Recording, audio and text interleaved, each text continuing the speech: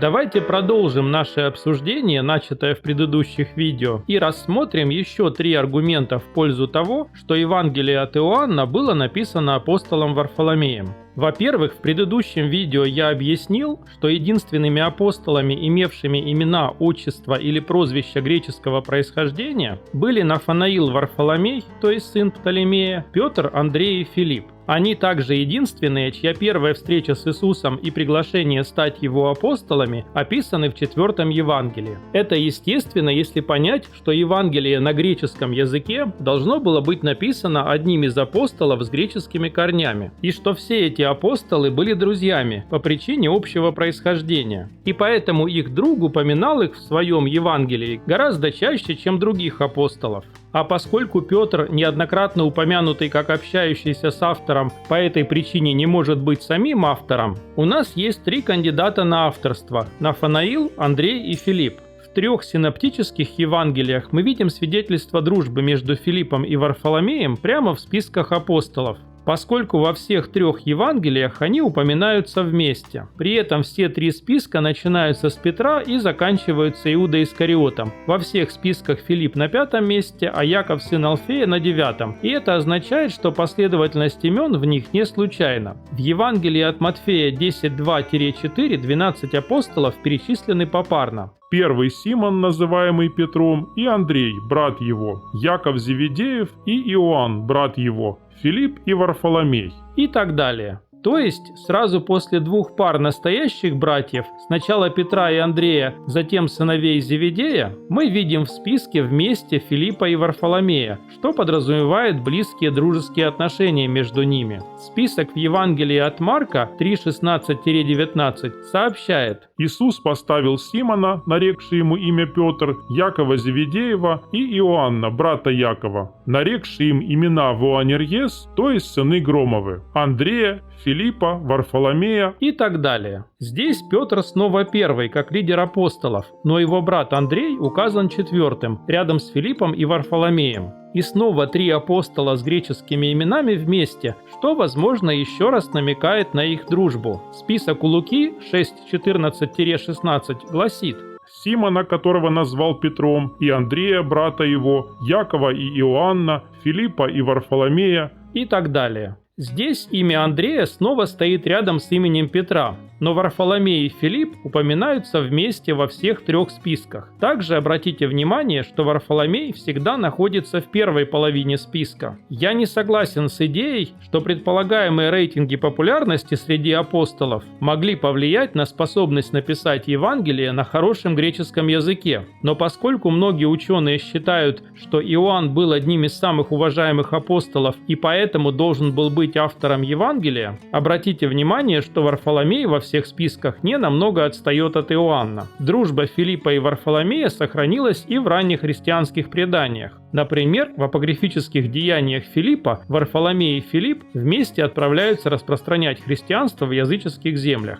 В каждом из 3 синоптических Евангелий ни Варфоломей, ни Филипп не упоминаются нигде, кроме как в списках апостолов. Но если 4-е Евангелие было написано Варфоломеем, не должны ли мы ожидать, что он будет упоминать своего лучшего друга Филиппа чаще, чем других, за исключением Петра как лидера апостолов?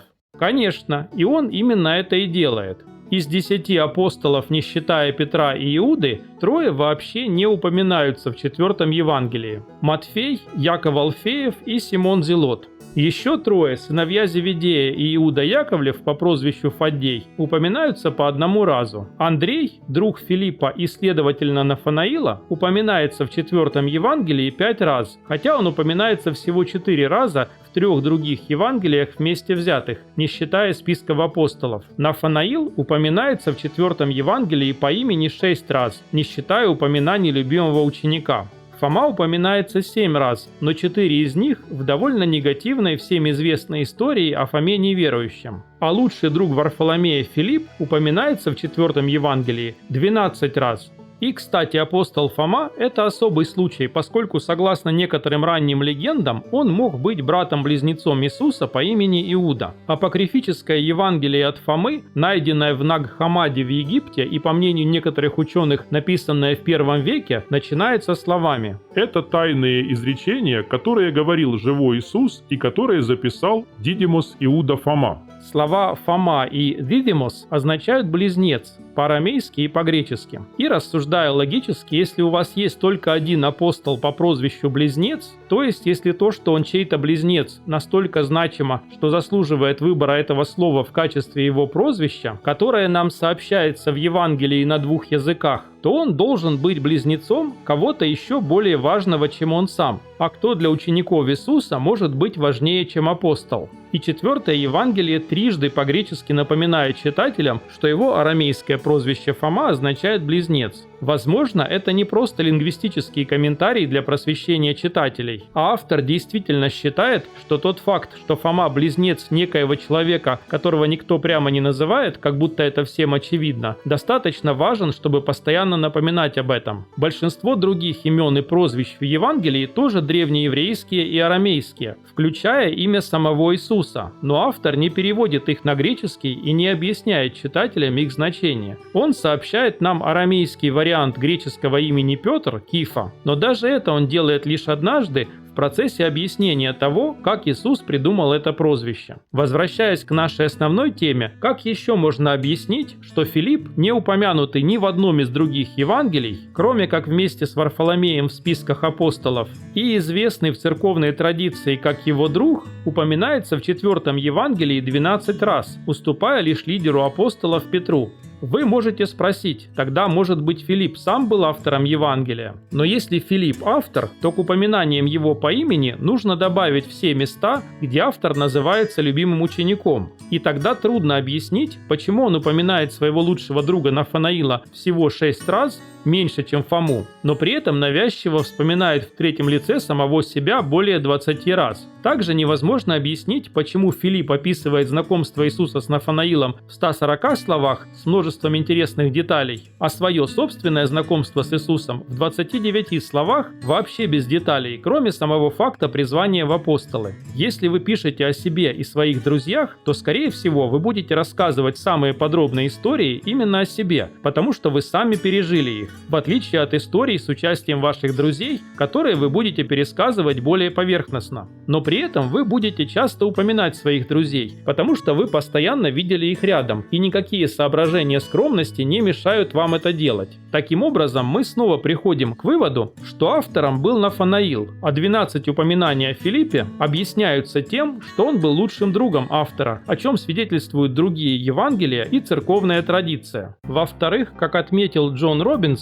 в Евангелии от Иоанна упоминаются посещения Иисусом только 2 населенных пунктов в Галилее. Первым, очевидно, является Капернаум, который был местом его проживания во время его земного служения. Второй и гораздо менее очевидный город – это Кана, или по-гречески Кана, которая не упоминается ни в каких других книгах Библии, поскольку единственной ее достопримечательностью было то, что это был родной город, или скорее поселок апостола Варфоломея. Капернаум, где жили Иисус и его апостолы во время его служения, упоминается 5 раз, Кана – 4 раза. Во-первых, в Иоанна 2:1. На 3-й день была свадьба в Кане Галилейской. Затем в Иоанна 2:11. Так положил Иисус начало чудесам в Кане Галилейской. Это не просто внимание к географическим деталям. Автор сообщил нам, что свадьба и, следовательно, чудо произошли в Кане всего за 10 стихов до этого. Почему автор снова подчеркивает этот факт? Далее в Иоанна 4:46 сказано, что Иисус пришел в Кану. А в 21:2 нам сообщают, что Нафанаил был из Каны. Даже родной город Иисуса Назарет упоминается в 4 Евангелии только дважды, и оба раза в рассказе именно о Нафанаиле. При этом Вифлеем в Иудее, место рождественской истории в Евангелиях от Матфея и Луки, В 4 Евангелии упоминается только один раз. 2 раза упоминается Вифсаида или Бeth-Сайда. 1 раз Иоанна 1:44 как родной город Филиппа, Петра и Андрея, и 2 раз Иоанна 12:21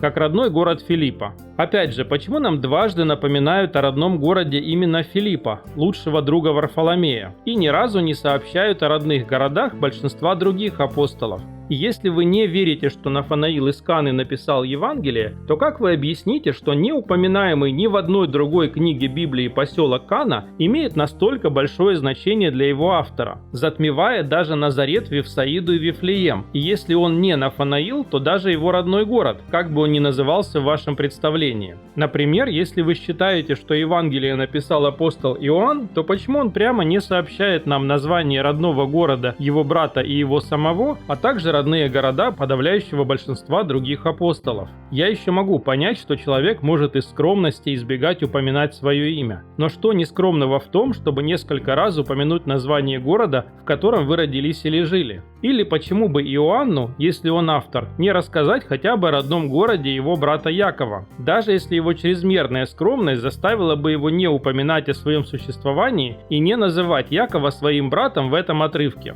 И если церковное предание верно и Иоанн и Яков действительно были из Вифсаиды, то почему бы не упомянуть хотя бы имя Якова вместе с Филиппом, Петром и Андреем, сообщая нам о том, что они были из этого города? То есть, суммируя вышесказанное, почему родной город, или скорее родной поселок апостола Нафанаила, который не упоминается больше ни в одной книге Библии, важен для автора Евангелия гораздо больше, чем родные города всех остальных апостолов, если только автором не является сам Нафанаил. В-третьих, интересной особенностью 4 Евангелия является тот факт, что хотя Иисус и апостолы были в основном из Галилеи, события в нем происходят в основном в Иудее, и автор очень хорошо знаком с географией Иудеи в целом и в частности Иерусалима. Некоторые ученые настолько впечатлены этим, что даже утверждают, что автором Евангелия был не апостол, а, например, какой-нибудь священник из Иерусалимского храма. Но опять же, если он был родом из Иудеи, то откуда он настолько хорошо знал Галилею и почему его волновали маленькие городки или поселки в Галилее вроде Каны? Очевидно, что Евангелие было написано иудеем из Галилеи с греческими корнями, который не только владел письменным литературным греческим языком, но и знал иудейское богословие, греческую философию и был превосходным писателем. Как у него могли быть такая смешанная биография и такое образование? Да, он мог научиться говорить и даже читать по-гречески в галилейской деревне, например, у своего отца грека. Но где он взял все те очень дорогие книги, которые понадобились ему для дальнейшего образования? Очевидно, что полуграмотный рыбак 1 века из галилейской деревни, который мог разбирать греческие буквы, читать по слогам и нацарапать на дощечке или остроконе пару греческих слов, не мог бы написать по-гречески такой литературный шедевр, как 4 Евангелие. В противном случае нам, современным людям, не нужно было бы тратить более 10 лет детства на получение образования и чтение книг.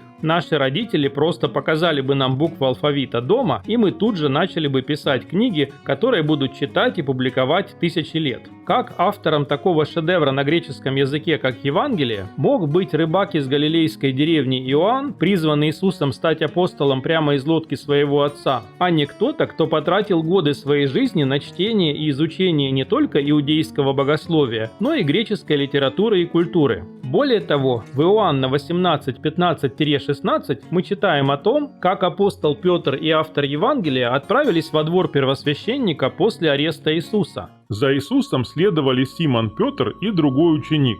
Ученик же этот был знаком первосвященнику и вошел с Иисусом во двор первосвященнический, а Петр стоял снаружи за дверями. Тогда другой ученик, который был знаком первосвященнику, вышел и сказал предвернице и ввел Петра во двор. Другой ученик здесь автор Евангелия. Возникает вопрос, а как автор познакомился с первосвященником и его слугами, и как получилось, что они знали его настолько хорошо, что он мог попросить их об услуге, например, пустить Петра в их двор? Представьте, что вы сегодня идете в личную резиденцию патриарха и просите пустить вас с другом погулять по его двору, потому что патриарх и его охрана и другие сотрудники его резиденции вас лично знают. Это не пустяковое достижение, и сразу возникает вопрос: откуда? слуги первосвященника не знали самого Иисуса, иначе им бы не понадобился Иуда, чтобы показать им Иисуса, когда они пришли его арестовать в Гефсиманском саду. Также во время ареста автор Евангелия знал, что раба первосвященника, потерявшего ухо в борьбе с апостолом Петром, звали Малх. Но при этом служанка у ворот и другие слуги, так хорошо знавшие автора, что пустили его во двор, не догадывались, что он был последователем Иисуса, потому что иначе они не стали бы приставать к Петру с вопросами, которые заставили его трижды отречься от Иисуса, и не стали бы оказывать автору никаких услуг, а позвали бы стражу и арестовали его и Петра. Очевидно, они знали автора еще до того, как он стал последователем Иисуса. А как еще они могли знать его так хорошо и уважать настолько, что он мог просить их об услугах даже через несколько лет, если только он не служил вместе с ними при дворе первосвященника на какой-то уважаемой должности? Служанка у ворот не просто узнала его лицо, она доверяла ему настолько, что пропустила их обоих во двор первосвященника. Хотя она подозревала его друга Петра в том, что он является последователем Иисуса, и даже явно спросила его об этом. Итак, автор очевидно жил в Иерусалиме и занимался интеллектуальным трудом на серьезной официальной должности при дворе первосвященника. Например, переводил или переписывал священные тексты, или готовил документы, или даже сам был священником. Это могло быть связано с его очевидными личными талантами и свободным владением как ивритом, так и греческим языком. Именно поэтому, будучи из Галилеи, он так хорошо знал Иудею и Иерусалим. И поэтому у него был доступ к достаточному количеству книг для чтения на иврите и греческом, чтобы он мог продолжить свое образование до уровня, позволяющего ему написать на греческом языке шедевр, подобный Евангелию, а также не только цитировать Септуагинту на греческом, как грекоязычные авторы Нового Завета, но и переводить на греческий непосредственно из Ветхого Завета на иврите. Здесь мы можем ответить на вопрос, почему Иисус назвал Нафанаила подлинно израильтянином, алithos израилитес, во время их первой встречи в Иоанна 1:47. Израиль как единое государство распался на две части примерно за 1000 лет до Иисуса, после чего до 8 века до нашей эры Израилем называлось Северное царство, а на юге была Иудея. Соответственно, и слово «израильтянин» «израилитес» во времена Иисуса использовалось как признак высокого стиля, как сегодня вместо В России сказать на Святой Руси. И кроме обращения к Нафанаилу, это слово не используется больше ни разу во всех 4 Евангелиях, а в остальной части Нового Завета его упоминают только Лука в Деяниях и Павел в 2 письмах.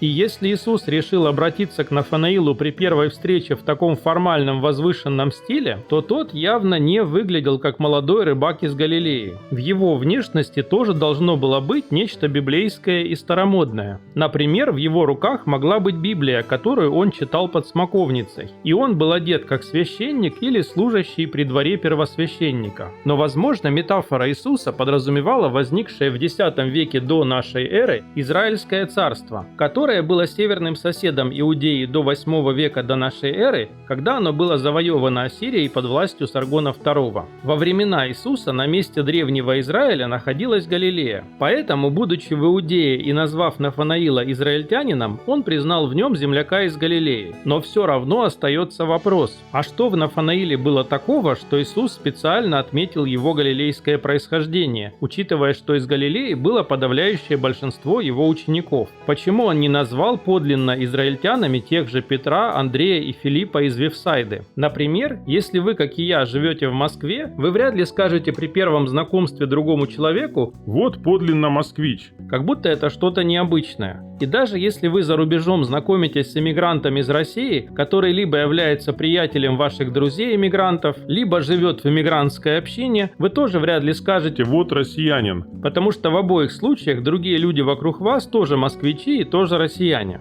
Но вот если вы за рубежом встретите человека, который выглядит или ведет себя как местный иностранец, но вдруг распознаете в нем своего земляка, вы, возможно, скажете: «О, ты тоже из России». В том смысле, что по твоему виду сразу сразу и не догадаешься. Если Нафанаил служил при дворе первосвященника до встречи с Иисусом, то он выглядел как обеспеченный, образованный житель Иудеи. И Иисус назвал его израильтянином, то есть выходцем из Галилеи, именно распознав в нем земляка вопреки его внешнему виду. А использовать устаревшее на 8 веков древнее слово «израильтянин» вместо современного ему «галилеянин», возможно, Иисуса вдохновила старомодная официальная одежда Нафанаила, как служащего при дворе первосвященника, и тот факт, что, сидя под смоковницей, он читал древнюю Библию, в которой используется это слово. К сожалению, мы не знаем биографии большинства апостолов, поэтому этот критерий не очень строгий. Но он отсеивает таких кандидатов на авторство, как апостол Иоанн и его брат, рыбаки из Галилеи. В то время как такой человек, как Нафанаил, перед знакомством с Иисусом, сидевший под смоковницей и, скорее всего, читавший Библию, а затем отвечавший Иисусу фразами, составленными из или намекающими на библейские цитаты, идеально подходит для портрета автора 4-го Евангелия.